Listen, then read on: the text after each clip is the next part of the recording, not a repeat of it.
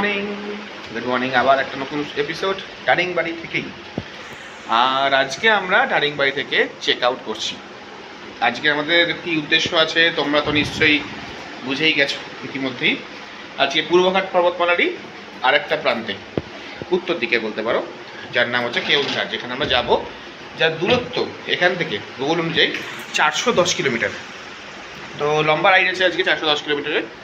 তো সেটার জন্য আমরা সকাল সকাল রেডি, এখন বাজে 1:45, আর আমরা একদম রেডি।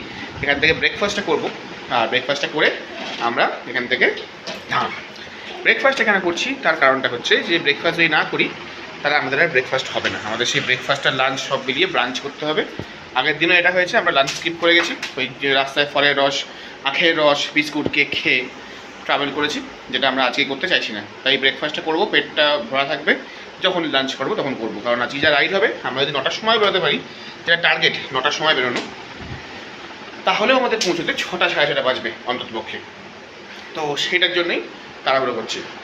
আর এমনি দারিংবাড়ির যে স্টেটা আছে, এটাকে রুম টুর তোমাদের দিইনি, আমরা এখনই দিয়ে দিচ্ছি। তো এইটা দেখো কেমন। তবে একটা জিনিস বলে রাখি, এইখানে তোমার ফোনের টাওয়ারের কিন্তু অসুবিধা আছে। এখানে এয়ারটেল, ভোডাফোন কারোর কিন্তু টাওয়ার নেই। তুমি কিন্তু এখানে খালি জিও আর বিএসএনএলের টাওয়ার পাবে। তো সেই বুঝে এসো। জায়গাটা ওটাও সুন্দর, খারাপ একদমই বলবো না। তবে এই জায়গাটা নতুন জায়গা, মোটামুটি চূড়ান্ত প্রফেশনাল সার্ভিস এরা দিচ্ছে না, বাট ঠিক আছে, চলে যায়। তো চলো তোমাদের একটা রুম টুর দেখাই। এই হচ্ছে আমাদের রুম। ঢুকলাম, ঠিক এরকম মোটামুটি একটা কুইন সাইজ বেড আছে, যেটা চূড়ান্ত অগোছলো এখন, কারণ আমরা অলরেডি প্যাকিং করে ফেলেছি। হেলমেট, ব্যাগটাকে এখানেই রাখা। এছাড়া এখানে একটা আয়না আছে, এখানে আমাদের স্যাডেল ব্যাগ রাখা। এখানে একটা টিভি আছে, যেটা মূলত চলে না। চেয়ারটা আমরা অ্যাডিশনালি নিয়েছি। টেবিলটা আছে, আর একটা এরকম হ্যাঙ্গিং ওয়ার্ড্রপ টাইপের আছে, যেটার মধ্যে যথেষ্ট জিনিসপত্র রাখা যায়। আমাদের রাইডিং জ্যাকেটগুলো আপাতত এখানে বিশ্রাম নিচ্ছে, আর এরকম কয়েকটা তাক আছে। আর বাকি একটা বিশাল বড় বাথরুম বলবো না, স্ট্যান্ডার্ড বাথরুম আছে। ওয়েস্টার্ন কোমোট লাগানো আছে, গিজার আছে, আর বাকি নর্মাল যেরকম হয়। তো কথা বলতে বলতে অলরেডি 8টা বেজে গেছে। এবার চলো আমরা যাই, ব্যাগটা বাঁধি, কারণ এবার তাড়াহুড়ো করতে হবে একটু। আকাশের অবস্থা ভালো না, একটু মেঘ আছে। তো দেখা যাক কী হয়, কপালে কী আছে। চলো এবার যাই, ব্যাগটা বাঁধি, তারপর কথা বলছি। A few moments later. তো বলেছিলাম আমরা 9টায় বেরোবো সকালবেলা, আর এখন বাজে 8:51, 9 মিনিট বাকি। মেন যে বড় কাজ সেটা হচ্ছে তোমার টেল ব্যাগটা বাঁধা, সেটা আমরা সম্পন্ন করে ফেলেছি। ব্রেকফাস্ট হয়ে গেছে, খালি স্যাডেল ব্যাগ দুটো লাগানো বাকি আছে। ওটা করতে আমাদের 5-7 মিনিট সময় লাগবে। আশা করছি আজকে অন্তত আমরা দেরি করবো না, ঠিকঠাক সময় বেরোবো। তো বেরোনোর সময় ওয়েদারটা বাইরে খানিকটা এরকম, দাঁড়াও দেখাচ্ছি। দরজাটা খুললাম, এই বাইরে এলাম। বাইরে কিন্তু মেঘলা করে আছে। দাঁড়াও ক্যামেরাটা ঘুরিয়ে। এখানটা কিন্তু বেশ মেঘলা করে আছে, যেটা একদিকে ভালো, বৃষ্টি না হওয়া অবধি।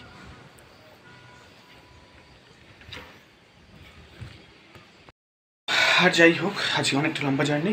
তো চলো আর বেশি কথা বাড়াচ্ছি না, এবার যাই, স্যাডেল ব্যাগটা বাঁধি আর বেরিয়ে পড়ি। ঠিক আছে।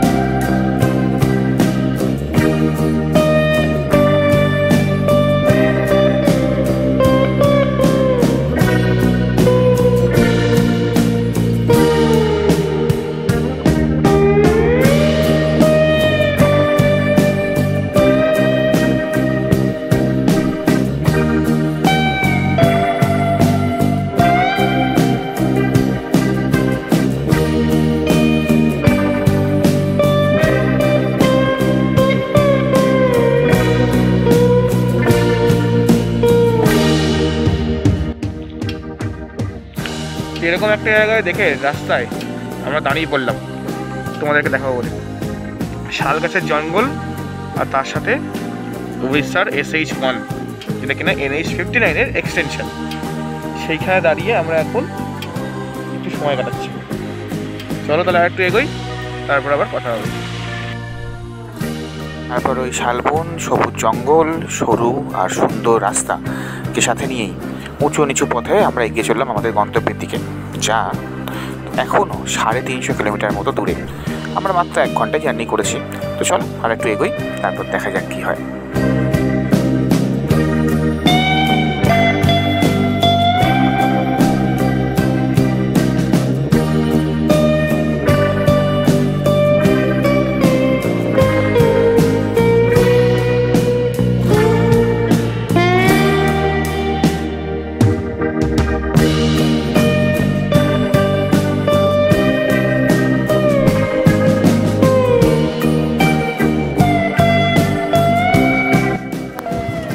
তো আমরা এখন আঙুল বলে একটা জায়গা থেকে 86 কিলোমিটার দূরে আছি কেওনঝাড় যাওয়ার পথে। আর এটা হচ্ছে মহানদীর নতুন তৈরি হওয়া একটা ব্রিজ, যার ওপর আমরা এখন দাঁড়িয়ে তোমাদের সাথে কথা বলছি। সময় যদি জিজ্ঞেস করো, সময় এখন বাজে 12:30 মতো। আমি দেখেছি একবার গাড়িতে, হ্যাঁ একদম তাই, 12:30 মতো বাজে। আমরা বাড়ির থেকে এখন অবধি এসছি 155 কিলোমিটার। বাড়ি মানে আমাদের বাড়ি না, টারিং বাড়ি থেকে এসছি 155 কিলোমিটার। আর এখনও আমাদের জার্নি বাকি, ধরে নাও মোটামুটি 250 কিলোমিটারের কাছাকাছি।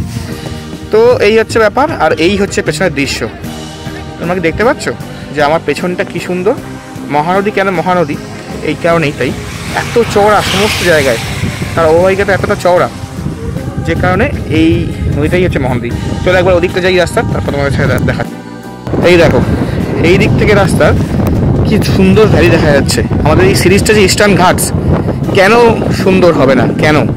কারণ ইস্টার্ন ঘাটসকে ঘিরে রেখেছে অনেকগুলো নদী, তার মধ্যে মহানদী অন্যতম। আর এই তার রূপ। এখন জল খুবই কম আছে বলতে গেল, বেশ হেঁটে পার হওয়া যাবে না, সেরকম জল তো আছে। আর এই হচ্ছে তার চারদিকের অববাহিকা, তার চারদিকের সিনারি।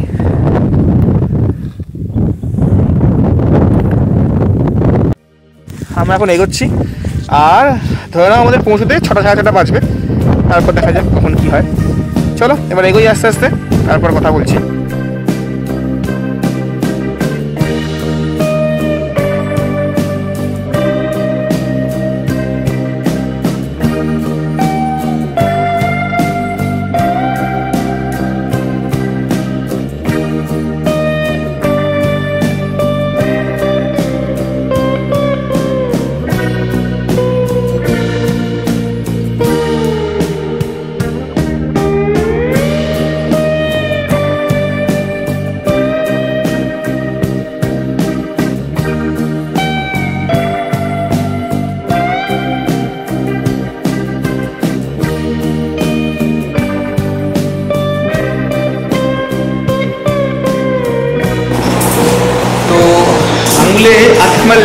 আটমাল্লিকে একটা জায়গায় আমরা এখন জাস্ট খেতে বসছি।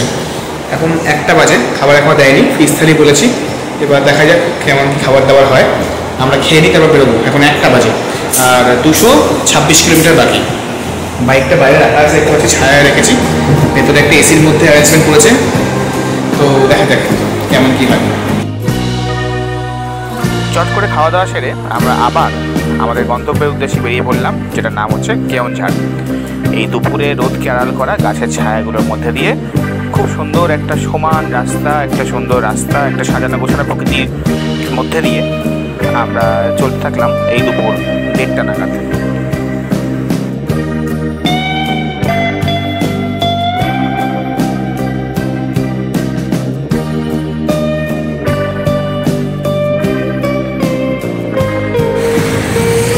যেখানে আমরা খেলাম সেখান থেকে এগিয়ে এসেছি ধরে নাও আরও 100 কিলোমিটার।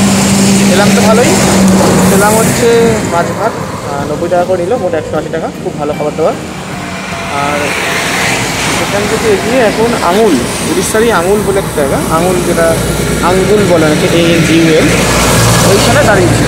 তো দাঁড়িয়ে এখন রেস্ট নিচ্ছি, এবং এই হচ্ছে ম্যাডামও হাত থাকছেন। আমরা রেস্ট নিচ্ছি, একটু কোমরকে একটু ব্যথা থেকে মুক্তি দিচ্ছি, দিয়ে এবার এগোনোর পথে যাব। মোটমাট গল্প হচ্ছে যে আমাদের এখনও মোটামুটি 140 কিলোমিটার মতো বাকি, 150 কিলোমিটার ধরো মোটামুটি বাকি। লাগবে আরও 4 ঘন্টা, 3.5-4 ঘন্টা যেতে। তো ইচ্ছা আছে বিকেলের দিকটায় ওই কাঞ্জিমানি ঘাট, ইস্টার্ন ঘাট যে রাস্তাটা পড়বে ওইখানে চলে যাওয়ার। তো বাকি দেখা যাক কী হয়। এই হচ্ছে আমাদের NH55, যেটা আঙুলের ভেতরে রয়েছে, হঠাৎ করে 6 লেন থেকে 2 লেনের হয়ে গেছে, সেই জন্য স্পিডটা আমাদের একটু কমে গেছে। ঠিক আছে, চলো এগোই, তারপর কথা বলছি। এই সবুজের সমাহারটা একবার দেখো। আর এই রূপটা দেখার জন্যই বাড়ি থেকে 1500 কিলোমিটারেরও বেশি বাইক চালিয়ে এখনও ঘুরে বেড়াচ্ছি পূর্বঘাট পর্বতমালার মধ্যে দিয়ে। আর এই পূর্বঘাট পর্বতমালাও আমাদেরকে হতাশ করছে না, তোমাদেরকেও নিশ্চয়ই করছে না। তার রূপ দেখিয়ে, কি সুন্দর সবুজে সবুজ রূপ, কি সুন্দর রাস্তা, কি সুন্দর তার গঠন, কি সুন্দর তার আতিথেয়তা, সব কিছু দিয়ে পূর্বঘাট পর্বতমালা কিন্তু আমাদের বারবার মনে করাচ্ছে যে কেন ওকে ভালোবাসা উচিত, কেন আমরা এতদিন ধরে ঘুরে বেড়াচ্ছি এই পূর্বঘাটেরই বিভিন্ন প্রান্তে, এই প্রান্ত থেকে ও প্রান্ত, রাজ্য সীমা না মেনে, জেলার সীমা না মেনে, শহরের সীমা না মেনে আমরা কিন্তু এগিয়েই চলেছি। 3:57 বাজে, আর আমরা দারিংবাড়ি থেকে এখন 257 কিলোমিটার চলে এসেছি। এখনও 105 কিলোমিটার বাকি বলছে, যা বলছে তাই। আর মাঝখানে রাস্তা তোমাদেরকে দেখাইনি, তার কারণটা হচ্ছে আমরা নিজেরাই রাস্তা দেখতে পাইনি, তোমাদের কি দেখাবো। কেন বলো তো? কারণ ধুলো আর ধুলো, মানে বলতে গেলে ধুলোয় পুরো ধোঁয়া হয়ে যাচ্ছে, ধুলোয় পুরো ছেয়ে গেছে, যার ফলে এই যে সানগ্লাসটা চোখে লাগালাম, নাহলে আমার চোখ দিয়ে টপ করে জল পড়ছে, মানে রাস্তা দেখাই যাচ্ছে না, এত লরি এত ধুলো। শেষ প্রায় যখন লাস্ট কথা বললাম তারপর থেকে প্রায় 30-50 কিলোমিটার মতো এলাম, পুরোটাই মানে ধুলো ভর্তি, ডাইভারশনে ভর্তি একটা হাইওয়ে। আর এখন হাইওয়ে থেকে জাস্ট বাঁদিকে একটা কাট নিয়েছি, কেওনঝাড় এখান থেকে 105 কিলোমিটার বলছে। আপাতত গিয়ে এই রাস্তাটাই সোজা কিছু একটা ঘুরে এঁকে বেঁকে গিয়ে তোমার NH49-এ উঠবে, সেখানে তো উঠতেই হবে। তো এইটাই হচ্ছে উদ্দেশ্য আপাতত। বিকেল হয়ে আসছে, সন্ধ্যা হবে বুঝতে পারছি। আর আমাদের ধুলো হয়ে গেছে, এত তোমার ঝাঁকুনি হয়েছে, কোমর পুরো ব্যথা হয়ে গেছে, ব্যাগটাও হালকা হয়ে গেছে, ওগুলো এখন বাঁধাবাঁধি হচ্ছে, তাই একটু মাঝখানে দাঁড়ালাম। এবার দেখা যাক সামনের রাস্তা কেমন, চলো এগোই, তারপর দেখছি।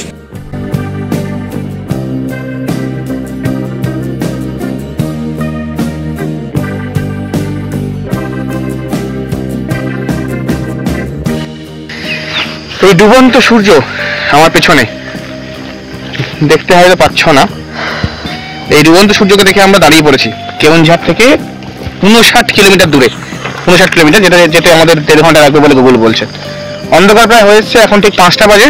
তো জল খেলাম, যখন ওকে জল দিলাম, আর আশা করছি বাকি রাস্তায় হয়তো আর দাঁড়াবো না, যদি দাঁড়াতে হয় সেটা আর কিছু করার নেই, সেক্ষেত্রে আবার তোমাদের সাথে কথা হবে। তো অন্ধকার প্রায় হয়েই এসছে, আর পৌঁছতে আমাদের মোটামুটি 7:30-8টা বাজবে। চলো একবার যাই। তো ফাইনালি সন্ধ্যে 6:30 নাগাদ আমরা কেওনঝাড় এসে পৌঁছে গেছি আজকে।